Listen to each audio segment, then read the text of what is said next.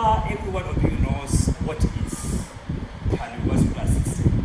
When you hear this word cardiovascular, it means two things: heart and blood vessels. And the blood vessels, you know that we have large blood vessels and then we have smaller blood vessels. So it means when you hear this word cardiovascular embryology or cardiovascular development, what do we mean? We mean, number one, what we call cardiogenesis. And the second one is vasculogenesis. What? Vasculogenesis. And that means in the cardiovascular development, there are two things taking place. There is cardiogenesis and vasculogenesis. That means cardiogenesis, it means heart formation. Heart what? Heart formation. While vasculogenesis, it means blood vessels formation. Do you get it? And again, let me just tell you that there's a difference between vasculogenesis and angiogenesis. You get my point. Vasculogenesis is the production of the blood vessels during intrauterine life, while angiogenesis is also production of blood vessels when somebody is out of his own mother's womb. That means like you and I now. When somebody has something like an accident and you have a fracture on your upper limb or on your lower limb, of course, probably that might lead to the rupture of blood vessels, right? And so, if the blood vessels is ruptured, there is a discontinuity of blood supply to the area of supply. You get my point? Example now, this is the blood vessel, for example. And then there is a fracture here. So, obviously, this blood vessel, since it has been ruptured, this area is supplied by this blood vessels, this one is going to be devoid of blood vessels. And so, this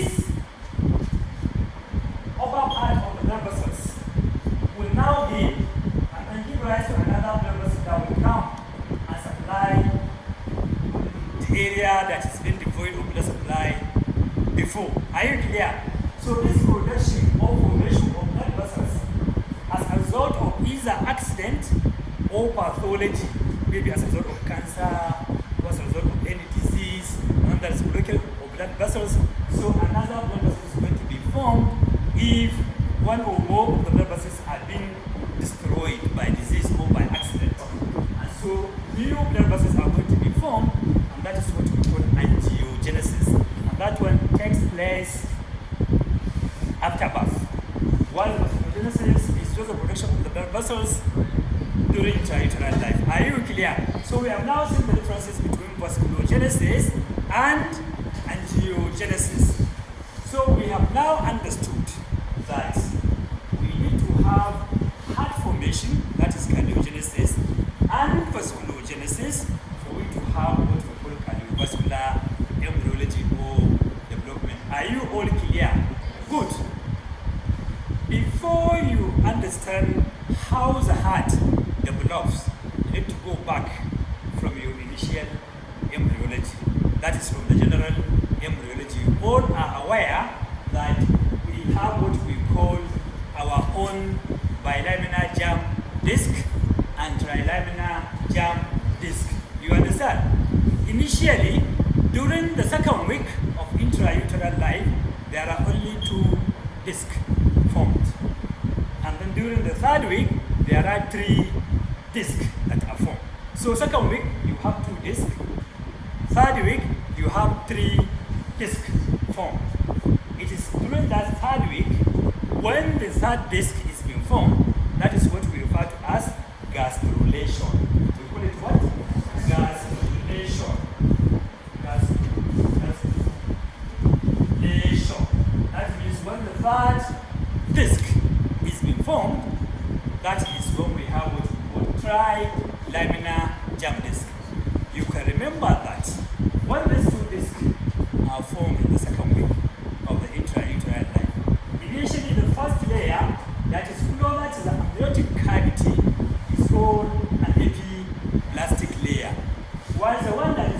the yolk sac is called hypoplastic layer. In that period, they are not called either ectoderm or endoderm. Are you clear? It is only when the process of gastrulation begins, that is when the third layer is beginning to form. That is when the one is already formed. That is when these two names are being replaced by either ectoderm or endoderm. Are you clear?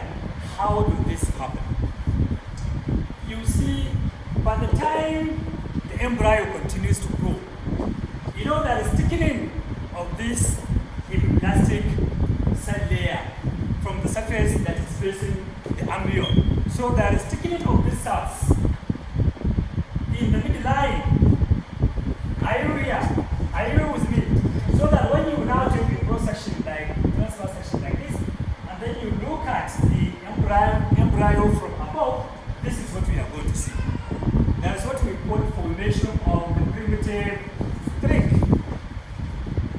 The primitive streak, you understand, it has what we call a primitive node.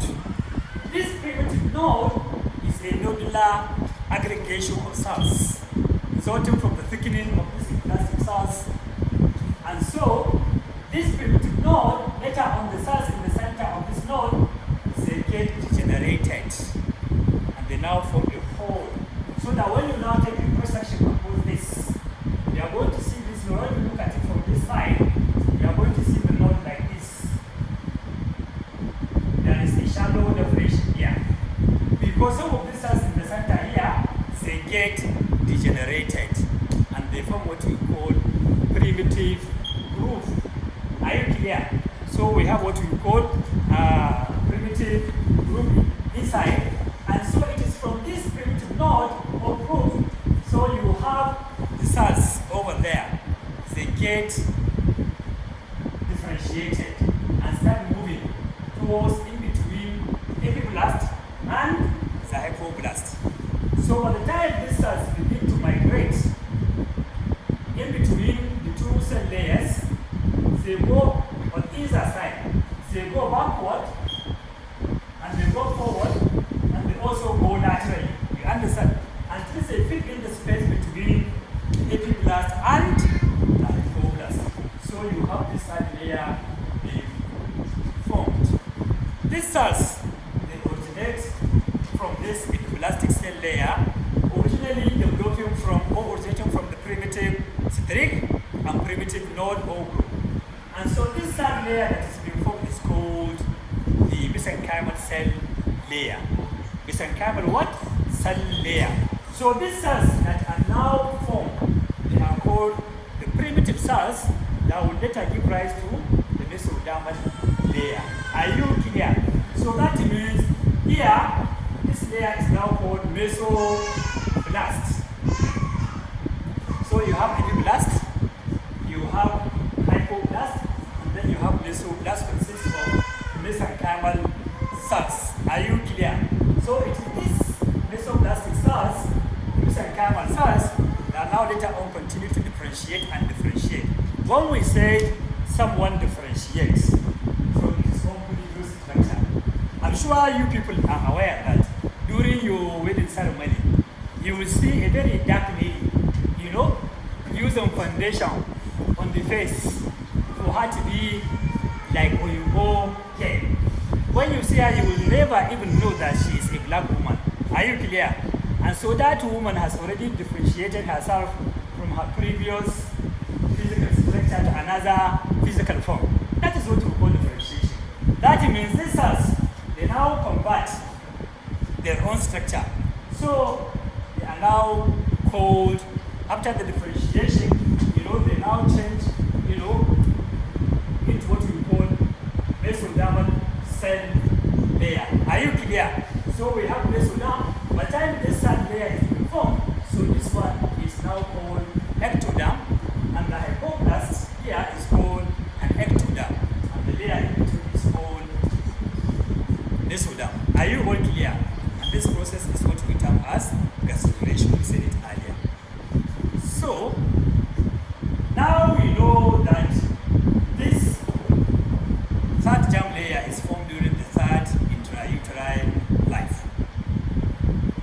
By so doing, there is an aggregation of cells of this mesodermal layer cranial to the primitive strip. You get my point? So if we assume that this is the tail end of the embryo, because we now take the transverse section here, and then we look at it from above. So this is the tail end, this is the cranial end, or the head, where the head is going to develop. Are you clear? So here on the cranial part of the primitive strip, the mesodermal cell layers, the mesenchymal cells around this area, they tend to aggregate. They tend to do what? They tend to aggregate. Once they aggregate, they now form what you call blood islands. These blood islands, they are going to be formed within the mesodermal cells as well as around the yolk sac. But before we now reach the formation of that island around the yolk sac, let us see what is happening here in the mesodermal layer. So as we have already said that there is aggregation of this mesenchymal cells cranial to the primitive strip, so that they form intra-embryonic mesodermal aggregation of cells, so they are called intra-embryonic blood islands. So they now tend to form on either side of the midline. So if this is the midline here, so aggregation continues on the one hand, and it's also going to continue on the other hand. So if this is the left-hand side of the embryo, this is the right-hand side of the embryo, so this mesodermal cells, cranial to the primitive strip, they tend to aggregate on either side of the midline, cranial to the primitive strip. They now form these blood islands. And this area now, once this happens, is what we call primitive heart field. Primitive what? Primitive heart field, because that is the area where the heart will begin developing. Are you clear? Of course, embryology is very complex, but it's very interesting. You get my point? So, as this is happening, there are also some spaces that are going to develop in between the mesodermal cells here. These spaces are called lacunae. They are called what? Lacunae. You get my point? These small spaces on either side of the midline, they tend to aggregate, they tend to coalesce together until they finally form a horseshoe-shaped cavity. You get my point? They now form what? A horseshoe-shaped, cavity. You get my point?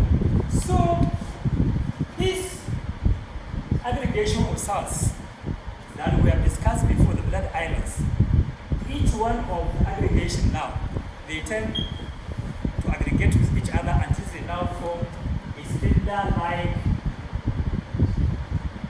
aggregation of cells on either side of the midline. So if I now take this portion here, this is the one I'm just representing here.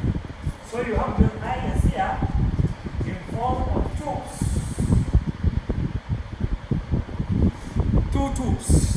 Two cylindrical tubes, but then each of these tubes now is aligned. That means it's not hollow, it is filled up with cells.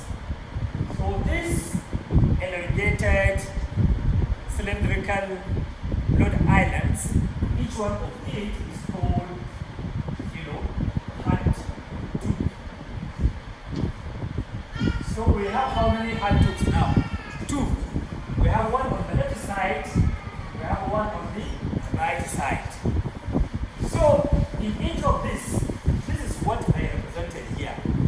So when you now cut across each of these tubes like this, and then you look at it from this end, this is what we are going to see. Are you clear? So you will now see the cut end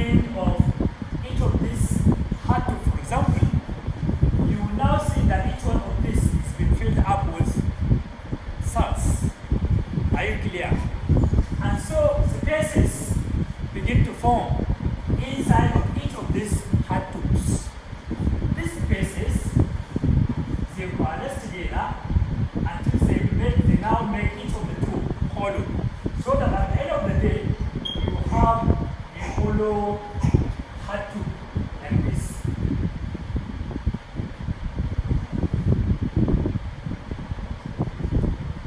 Are you clear? So that you have hollow heart tubes on either side of the midline. So, you know, during the 4th week of intrauterine life, there's what we call the embryonic fold. The embryo begins to fold laterally and also folds cranial-caudally. You get my point? So that at the end of the day, the embryo, you will fold from the cranial side but also fold from the lateral side. And then to also fold from the lateral side like this and also to fold from the other side like that. So that it will fold, you know, if this is the embryo I represented there, so what if the embryo is folding, it will fold like this. Are you clear? This is what we call craniocaudal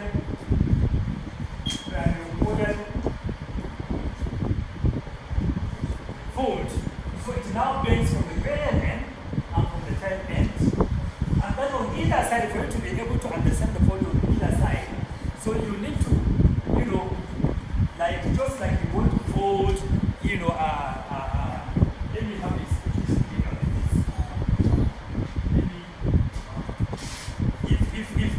If you now use this as your disc, the embryo, you know, if this is the head of the embryo, and this is where the legs are going to develop, the embryo will fold from here, and then will fold from here. That's what we call craniocaudal folding. And then from the lateral side, it will also fold. So it folds, and cranially, it folds also caudally. Are you clear? So also on the lateral side, it will also fold like this on the right side, and then it will also fold on the other side. So at the end of the day, when you now look at the embryo from the bottom, you will see the embryo like this. And then the area of union here is where your umbilicus is, the navel. Are you clear? So that means all of us develop from these 3 plates of disc. So by the time we fold, then we now form this form. Are you clear? Good. So we have now seen exactly how these heart tubes develop from the aggregation of cells, forming blood islands, which they now elongate to form heart tubes.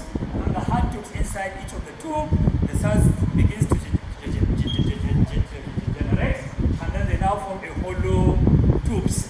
These tubes on either side of the midline. By the time the embryo now folds laterally, you understand? Let me show you something from this paper, for example. If I now assume that this is the midline of the embryo, and these are the heart tubes that I'm talking about on either side. You get it? So by the time this embryo now folds on the lateral side, this one folds this way during the lateral folding. So by the time now, you will see that if you do like this now, once they come to meet, you will see that once they fold, you see the 2 tubes now unite. Are you clear? So by the time there's lateral folding of the developing embryo, the 2 heart tubes, they come to unite together so that they now form a single heart tube. Are you clear? Which is this one? Are you now clear? So after the lateral folding, so the 2 heart tubes, they now unite together, they coalesce, and then become a single heart tube. And this is what we call primitive heart tube single. Initially they were 2. After the lateral folding, they coalesce and then they become 1. I hope everybody understands what I'm saying. Is there anyone that doesn't understand? Good. So by the time the embryo continues to grow, now taking place within the third week of intrauterine life. That means from the 14th day to the 21st day. You understand that's what we mean by the third week of intrauterine life. By the 22nd day after fertilization, this heart begins beating. That means everything is being formed within 1 week. Just like the way God says He created heaven and earth in 6 days. So also the heart is also being created in 6 to 7 days. Are you clear? So by 6 days of the development of the heart begins beating. So you get it? So now the heart tube, developing from these 2 heart tubes, is divided into 4 segments. What are these segments? The part that is cranial, you understand, is called bulbous cordis. It's called what? Bulbous cordis. The next part is called what you call primitive ventricle. And then the next segment is called primitive atrium. And the last one is what we call sinus venosus. Sinus what? Sinus venosus. So that means this single heart tube that is being formed is being segmented into 4 parts. Cranial part is called bulbous cordis. Next to it is what we call primitive ventricle. Next to it is what we call primitive atrium, and the other one is sinus venosus. So typically, we are going to notice that the developing heart has 2 ends. What we call arterial end, that is where the bulbous cordis is, and then the venous end, where the sinus venosus is. Are you all clear? So we have arterial end, we have venous end.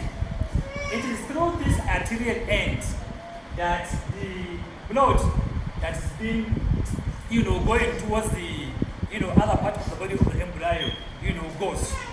While from the venous end, that is where the blood entering into the heart of the embryo itself.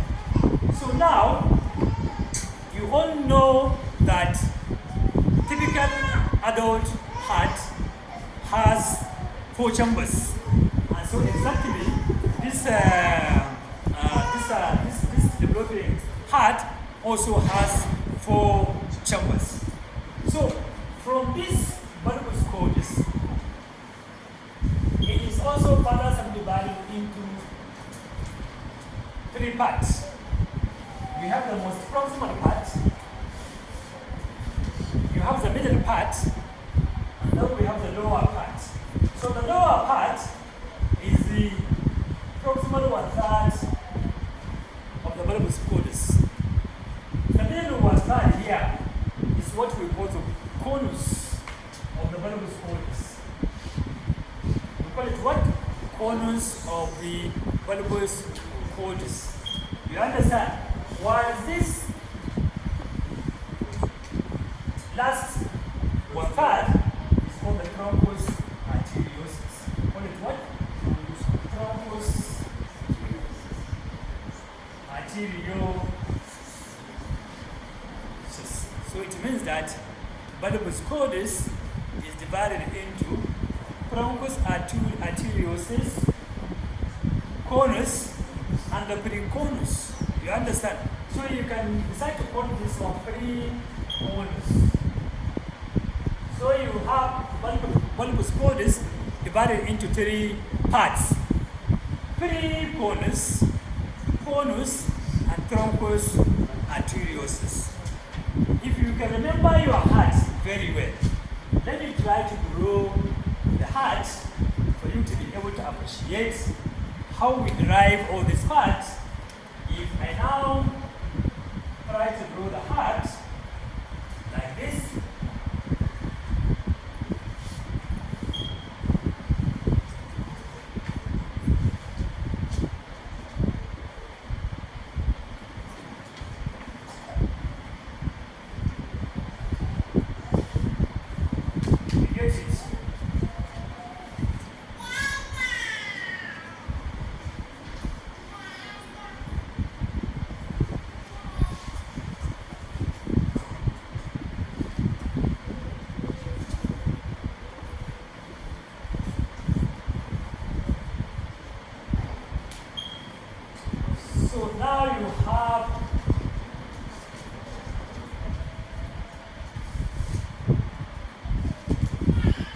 you have something like this.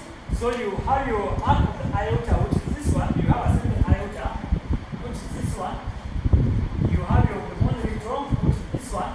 Then you have pulmonary arteries going this way. You get it? And then you have your heart here, the ventricles. You have your left ventricle on this side. You have your right ventricle on this side. You have your inferior vena cava here. You have your superior vena cava here. You have your aorta, the second aorta here. Are you clear? This is the apex of the aorta. This is just in a brief. Are you clear? Good. So now, this preconus gives rise finally to what we call the right ventricle. Right ventricle is derived from the preconus. That means the proximal one-third of the bulbous conus. Are you clear? So we said the preconus gives rise to the right ventricle of the adult heart. Are you clear? What happens to the bulbous conus? The bulbous conus gets absorbed into the truncus arteriosus. That means the conus gets absorbed into the truncus arteriosus. And the truncus arteriosus gives rise to the aorta, ascending aorta, and the pulmonary trunk. If you can remember, we said this is ascending aorta here. This is pulmonary trunk. If you now look at the adult heart, you are going to see that both the pulmonary trunk and ascending aorta, they are together. They're just like twin. So they are just side by side. So this is the truncus arteriosus, and so the pulmonary trunk and the ascending aorta, they get developed from the truncus arteriosus. Initially, this truncus arteriosus is a single tube, and so there is a spiral septum that tends to divide the truncus arteriosus into two, so that you have ascending aorta on one side, you have pulmonary trunk on the other side. That septum that is spiral in shape is called bulboventricular septum. Are you clear?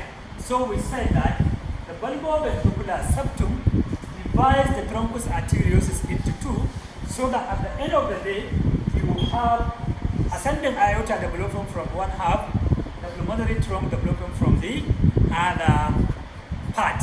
Are you all clear? So we now know that truncus arteriosus gives rise to the pulmonary trunk and ascending aorta. Now we have seen what are the derivatives of the bulbous conus. Are you clear? Good. Now the primitive ventricle, the entirety of this, entire part of the primitive ventricle gives rise to the left ventricle. So left ventricle now develops from the primitive ventricle. Are you clear? Yes.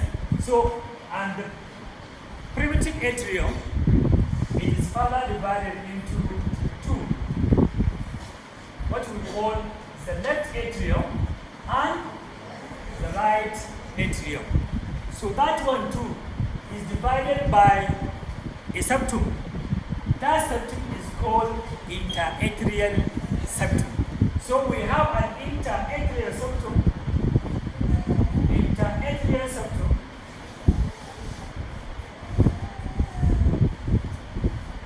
dividing the primitive atrium into two parts, left and the right atrium. We will see how this septum gets developed. Are you clear? Good. But this is just in a nutshell for you to be able to understand the development of the heart.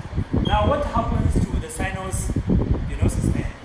You see, the sinus venosus portion, it is also further subdivided into three parts. We have the distal one-third, which is this one, or proximal one-third, which is this one. It is called the body of the sinus venosus. And then we have the horns of the sinus sinus venosus. So that means sinus venosus has left horn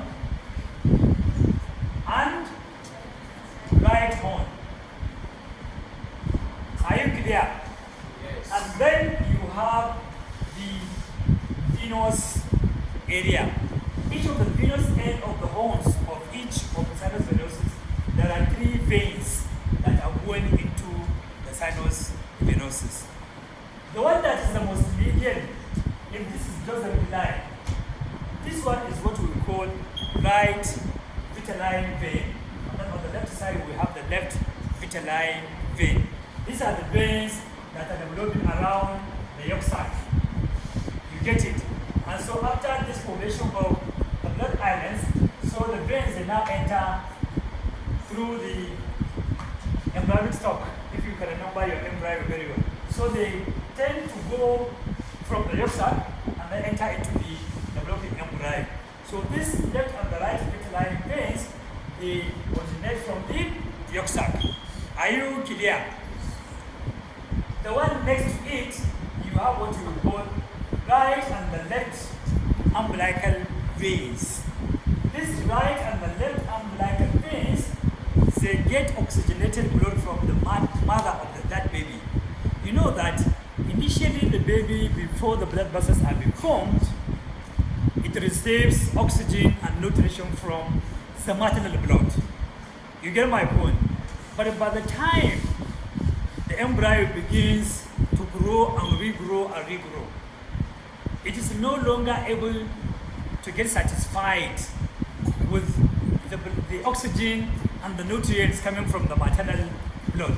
As such, that is why the embryo said, "Kai, let me develop my own means of sustaining myself." Are you clear? It's just like your father is giving you transport money, giving you money to buy food and everything. But later on you realize that, Kai, what your dad is giving you is not enough. Everything is going high and high. So you say, Kai, let me just get means of survival. So you start selling some cola nuts and some sugar cane for you to add up to what you are receiving from your parents. That is exactly what is going on in the developing embryo. So the embryo realized that, Kai, I'm no longer going to, survive with only maternal blood. So let me form my own blood. You get my point? And that is how these blood islands and blood vessels, they begin to form, so that the embryo will now depend on itself. Are you clear? But because this developing embryo now, its own growth is very fast, and it is growing, the heart tube now is growing inside a narrow space. If you can remember, before I was just talking about this, horseshoe-shaped cavity developing cranial to the developing heart tubes, right? And this horseshoe-shaped cavity that is formed cranial to these heart tubes is the future pericardium and the pleural cavities of the developing embryo. And the space at the end of the day is going to be small. It's going to surround the developing heart tube like this, and also this space is very small. So this heart tube, as it's growing, is going to bend in a narrow space so that it is going to be squeezed. It's just like you are asked to pass out through this window, and you are very fat. What can you do? You are going to enjoy yourself, right? But if you are asthenic like myself, easily I can pass through it, right? That is it. So it's like the heart tube is just growing very well, and so the space, the pericardial space around it is very narrow. So as it is growing, it's going to form some looping, which we'll discuss now. So before we now discuss the looping, I was discussing about the right and the left umbilical cords, which they now carry oxygenated blood from the placenta of the embryo, that is from the mother, and then carries the blood, the oxygenated blood, through the sinus venosus into the developing heart, so that it is going to feed. In the embryo, the vein is carrying oxygenated blood. But once after birth, it regresses. So now we also have what we call cardinal veins on either side. So we have left common cardinal vein, we have right common cardinal vein.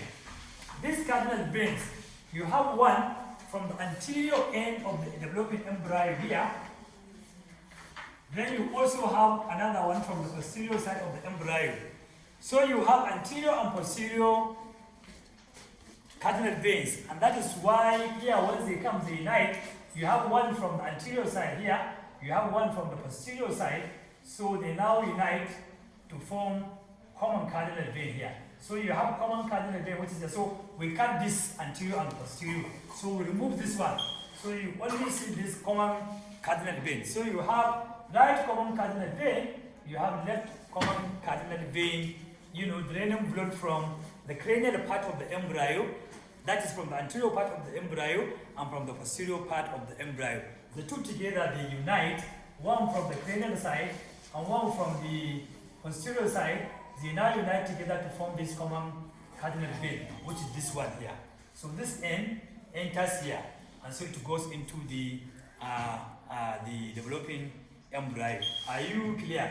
So at the end of the day, the left vitelline vein, the left umbilical vein, and the left common cardinal vein, all of them, they get regressed. That means they disappear. Are you clear? On the right hand side, the right vitelline vein, you get my point, it gives rise to the inferior vena cava. You understand, which is this one. So the right vitelline vein gives rise to the inferior vena cava. So this one comes from the right vitelline vein. Are you clear? While the right umbilical vein, it regresses. That means it what? It disappears. And so we are only left with the right common cardinal vein, which after rotation, this one will now give rise to the superior vena cava. So you have the superior vena cava developing from the right common cardinal vein. Are you all clear?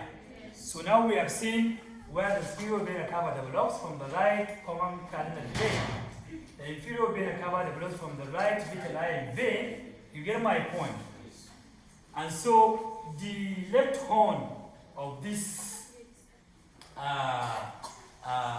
sinus venosus, it gets absorbed into this part of the sinus venosus. So at the end of the day, all this one now, the right common cardinal vein, after rotation, it goes together with the right horn, with the part of the left horn.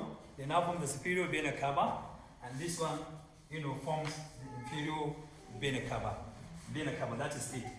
And so what happens again is that now we've seen how the aorta is being formed and the pulmonary trunk that is being formed. So by the side of the developing embryo in the midline here, just by the side of the primitive spring, if you can remember, we talked about formation of the blood islands inside the intraembryonic mesoderm. You know that the mesoderm itself, we have two types. We have what we call intraembryonic mesoderm and extraembryonic mesoderm. The intraembryonic mesoderm is the one that is lying between the ectoderm and the endoderm. The extraembryonic mesoderm is the one that is around the yolk sac. Are you clear? So it is just around the yolk sac. So the heart itself, together with its own vessels, they all develop from the intraembryonic mesoderm. Are you clear? How? You see, the intraembryonic mesoderm, as I told you that these spaces, the lacunae, tend to form. They tend to coalesce together. They form a large space. So much so that at the end of the day, there is a space created at the cranial part here. So that this mesoderm is being divided into two parts. There is one part going together with the ectoderm above. There's another part going together with the ectoderm below. Are you clear? So the one that is going or attached to the ectoderm here is what we call somatopleuric mesoderm. We call it what? Somatopleuric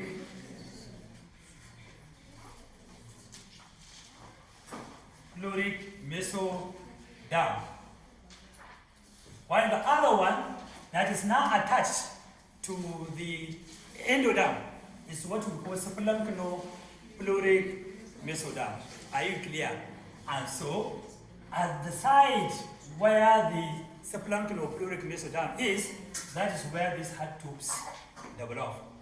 And this is what we are talking about. And that is the formation of this one that we have discussed. So the heart tubes, they develop or they originate from which part of the mesoderm? Cephalonchnopleuric mesoderm. So in the MCQ, I can decide to ask you that true or false. The heart tube develops from A, cephalonchnopleuric mesoderm, B, somatopleuric mesoderm, C, develops from both somatopleuric and cephalonchnopleuric mesoderm, D, none of the above. Which one is the answer? Cephalonchnopleuric. You get it? So now we have understood that this cephalonchnopleuric mesoderm gives rise to the heart itself and its own vessels. So again, apart from the heart developing cranial to the primitive node itself, we also have some paraaxial aggregation of this mesoderm by the side of the primitive string. They are also just like similar to the heart tubes. So they are just elongated, cylindrical aggregation of cells, what we call dorsal IoT. So they tend to develop on either side of the primitive citric. And so the process of the vasculogenesis also continue to take place inside them. At the end of the day, there is also formation of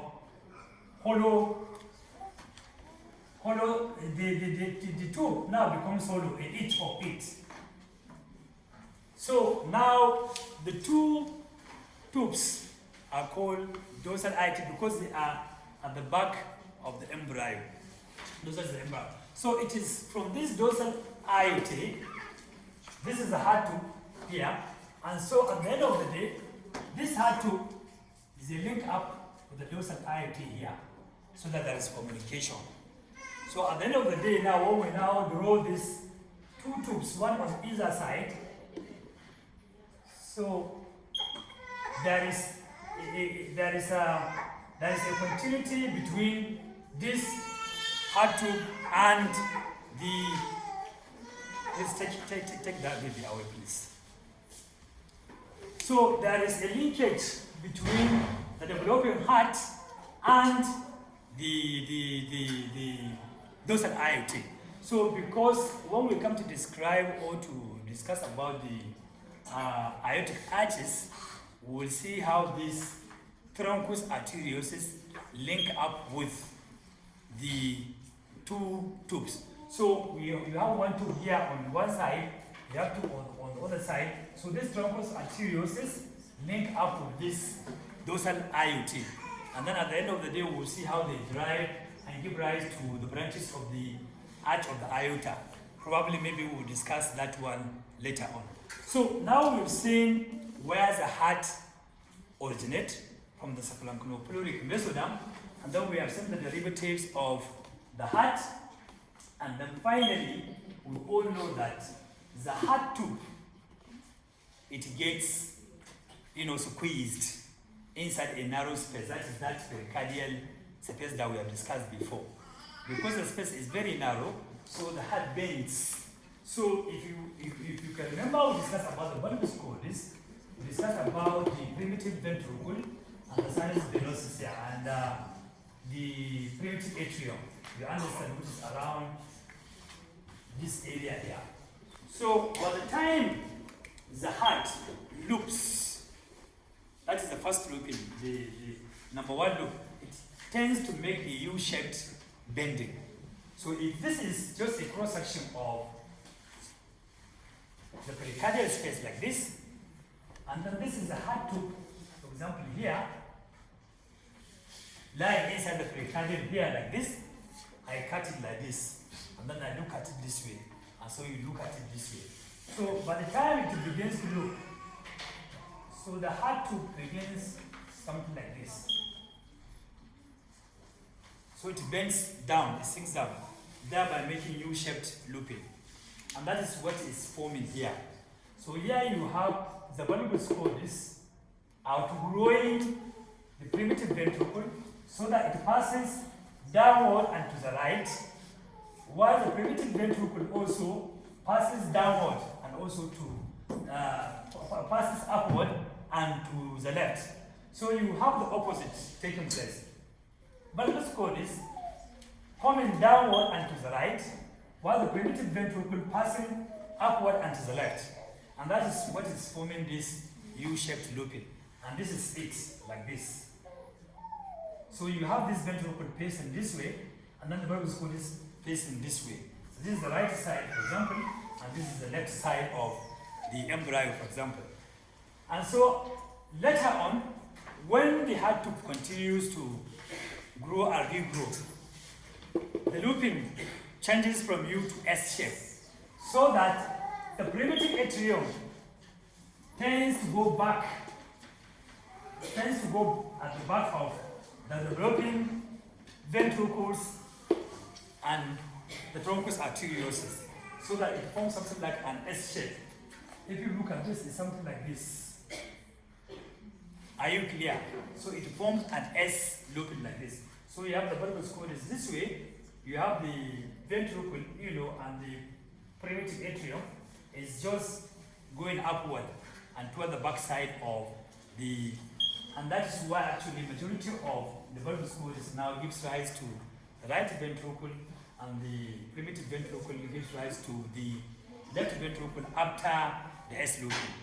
And then finally you have the typical, part of the, adult heart.